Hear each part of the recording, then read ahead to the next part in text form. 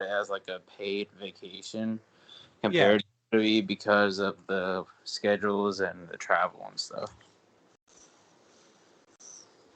Well, there was that, and that Booker kind of went light while he was there. And I'm not picking on Booker, but it wasn't like I think WWE has them working like 5 to 6 days a week when they're not on TV. Yeah, and And when you think about it, it makes sense. You know, they have dark matches, they have live events, they have normal TV, and then they have to travel for pay-per-views. It makes total sense. I do not envy anyone doing that whatsoever. And you know, everyone that's watched wrestling had aspirations at one point in time to become a wrestler. And I would not want that kind of work-life balance. You really don't have a life. You're just always entertaining people. yeah, and I just looked this up and I just realized Sting is wrestling right now at 62 years old. Oh, he's super up there. He became popular in WCW in the late '80s. Yeah, I knew it was 80s. I just didn't know like when. And you know, Ric Flair did not look good in his upper years, and I think a lot of that has to do with other things that Ric Flair had going on in his life. I think Sting kind of is lucky in that sense.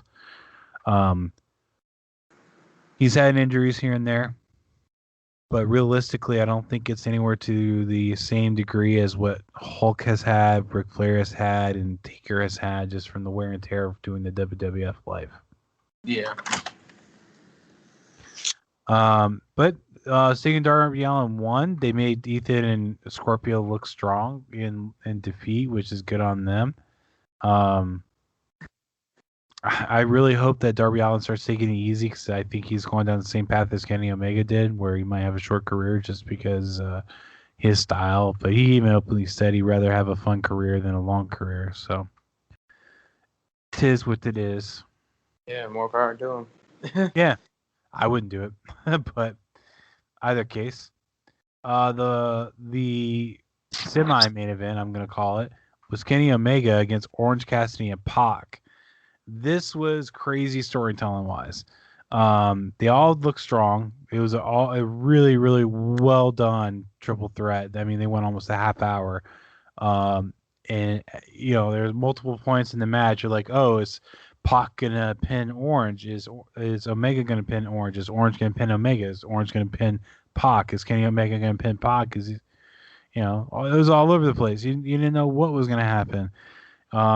You had Pac hit the red arrow, and I think if I remember correctly, Orange tossed Pac immediately out of the ring so he could try to get the pin on Omega. You had all sorts of things happen, and it was really well done, well put together. They definitely shown that Omega had to cheat to win by having Don Callis come out. I think if I remember right, Kenny knocked out the ref, and at that point, Don kept tossing Kenny every belt: the AAA belt, the Impact belt, the TNA belt, and the AEW belt to knock out.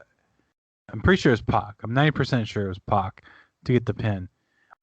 There was actually a cut that actually happened on Kenny Omega's hand from it because um, the AEW belt is very sharp and pointy and actually cut him when he went to go use it to knock someone out.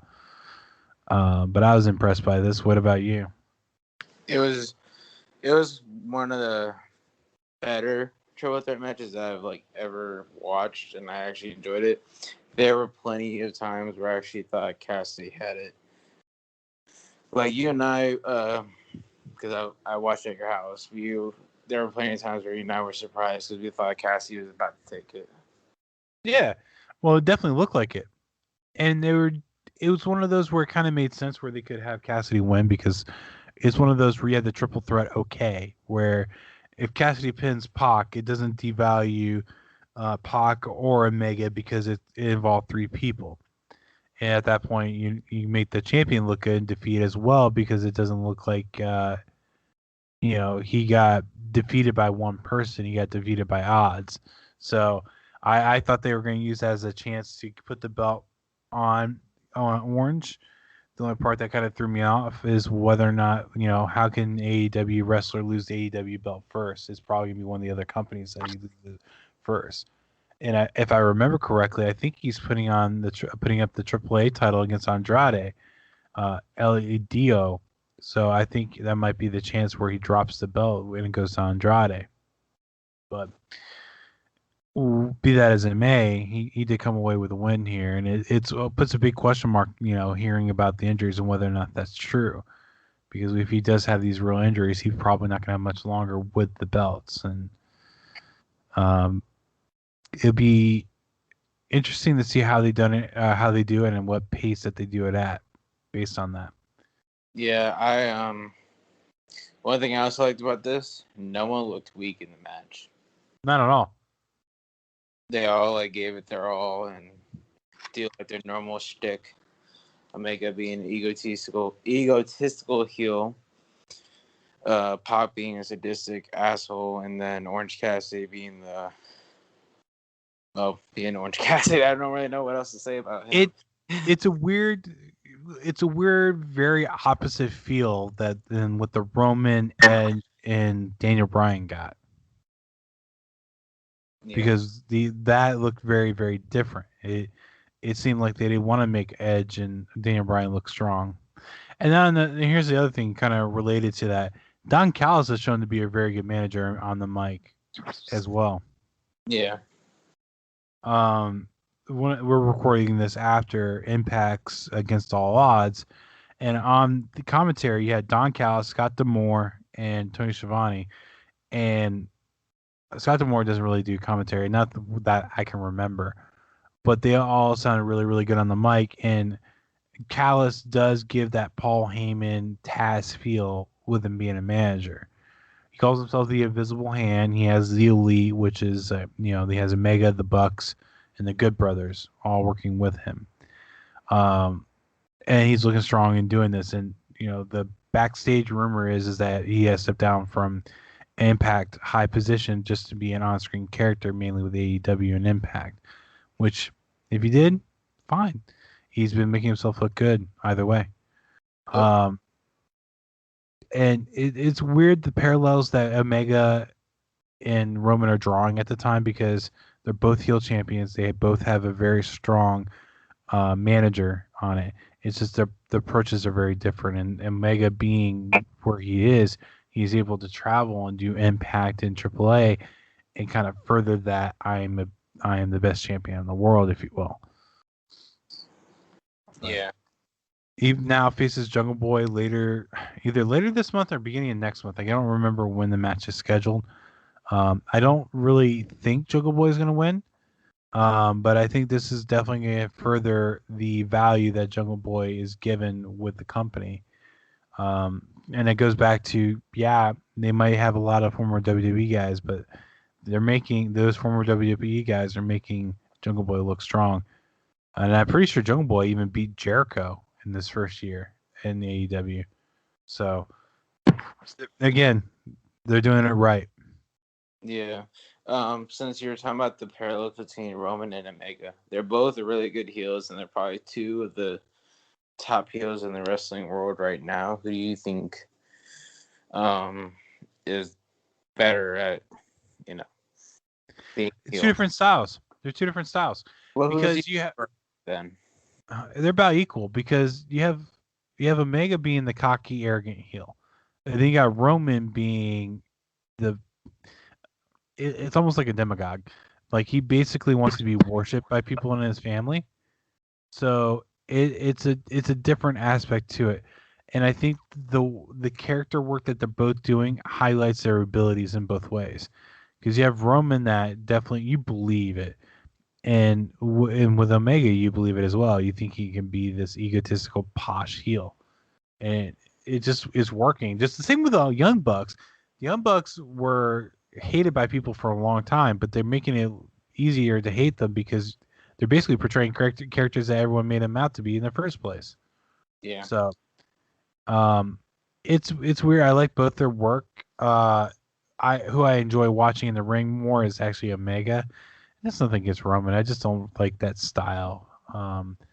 In my opinion, Roman's probably more technically capable than WWE allows him to be. Um, I don't think as a face he would be close to The Rock, but I think as a heel he gets close to The Rock's ability. Yeah. They even had this clip from last Friday where he went off on Jimmy and he almost sounded like The Rock. But I think you showed me that. I don't think you sound very close to The Rock. I don't think he will ever be as big of a face as The Rock was, especially with WWE. But I don't take anything away from him. I think he's talented, and I think he's kind of like he's hip almost with the same thing as John Cena. They expect certain moves. John Cena is shown to be more capable when he was more in control. Like he started doing the springboard stunner and things like that. And I think that showed what John Cena could really do. And I think Roman's kind of settled the same thing. I don't think he's able to show what he can fully do. Another example is when John Cena was working with CM Punk, he pulled out different moves as well. John Cena seems to be more reflective of his opponent, what he can get out of him, and I think that's where Roman's saddled with as well. With, Well, go ahead. with Cena, I think he put out some of his best moves when he's working with Punk, Styles, or that U.S. Open Challenge he was doing in 2015 with like Cesaro and Zayn and Owens. Yeah, he was able to show his real ability, and that's why I actually respect Cena. I might not like his character that he had in WWE, but I respect the guy as a performer after seeing what he's able to do after the fact. I'll never be part of the Cena Nation, if you will, but I respect the guy, and I respect the guy for what he does with Make-A-Wish. Yeah. To round out the night, we had the Inner Circle versus the Pinnacle in a stadium stampede. I'm actually kind of sad that they didn't pull off the same thing that they pulled off last year, where every time they dunked Matt Hardy, became a different version of Matt Hardy. I wish they would have done something like that with Jericho. That actually, I didn't see it last year, so I didn't even know that. But if they would have done that, that would have been cool. Like I would have loved it. Like going back to when he debuted as the Ayatollah or even the Lionheart you going earlier, or the That's what I mean. Like, do the Lionheart, but then do the whole conspiracy Jericho where he thinks Ted Turner's after him, which honestly would have been perfect because he's on TNT now. It would still apply.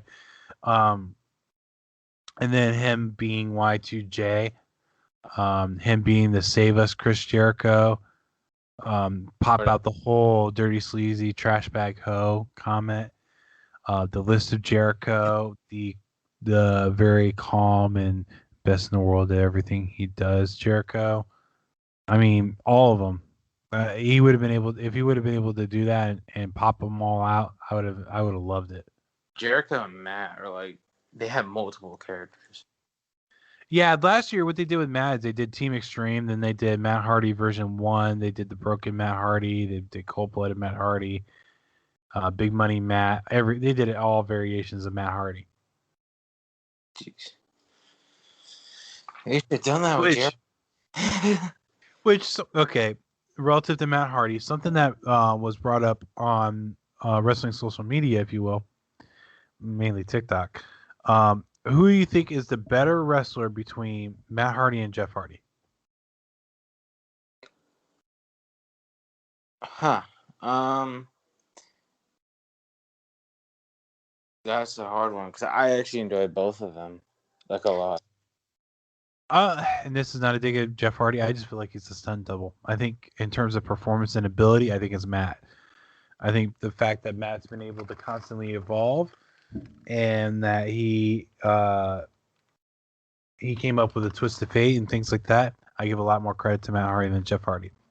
Yeah, if I were to like really think hard about it, give me a few minutes. But if like I think I would lean towards more Matt because I've seen a lot of their matches, both of them. I've seen them tag team, singles, their character work. When you think about it, Matt has been able to evolve with more moves, more characters, and more. He's more technical than Jeff. Jeff just likes to.